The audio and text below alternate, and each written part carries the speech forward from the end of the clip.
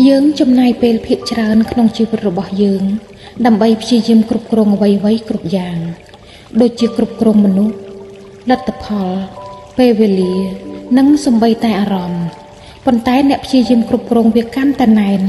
ជីវិតកាន់តែមានអារម្មណ៍ធ្ងន់និងមានសម្ពាធពីព្រោះការគ្រប់គ្រងមិនមែនជាសន្តិភាពទេវាគឺជាការតស៊ូ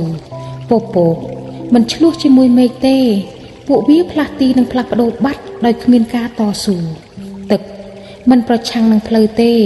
វាហូរជុំវិញឧបសគ្គប៉ុន្តែនៅតែទៅដល់គោលដៅរបស់វាហើយនោះគឺជាប្រាជ្ញាដែលព្រះពុទ្ធបានចង្អុលបង្ហាញថាប្រាជ្ញាពិតប្រាកដមិនមែនជាការគ្រប់គ្រងទេ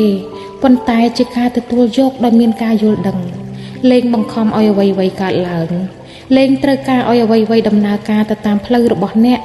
ធ្វើផ្នែករបស់អ្នកដោយភាពច្បាស់លាស់បន្ទាប់មកអនុញ្ញាតឲ្យជីវិតលាតត្រដាងពីព្រោះសន្តិភាពមិនមែនមកពីការគ្រប់គ្រងជីវិតទេ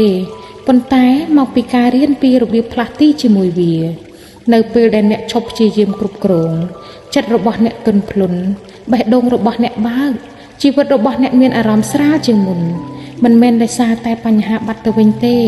ប៉ុន្តែដោយសារតែអ្នកលែងប្រឆាំងនឹងការពិតទៀតហើយការមិនគ្រប់គ្រងមិនមែនមានន័យថាជាការបោះបង់ចោលទេវាមានន័យថាជាការទុកចិត្តជឿទុកចិត្តថាអ្វីដែលមានន័យសម្រាប់អ្នកនឹងមិនរំលងអ្នកឡើយហើយអ្វីដែលមិនមែននឹងមិនគួរជារបស់អ្នកក្នុងការគ្រប់គ្រងវាឡើយ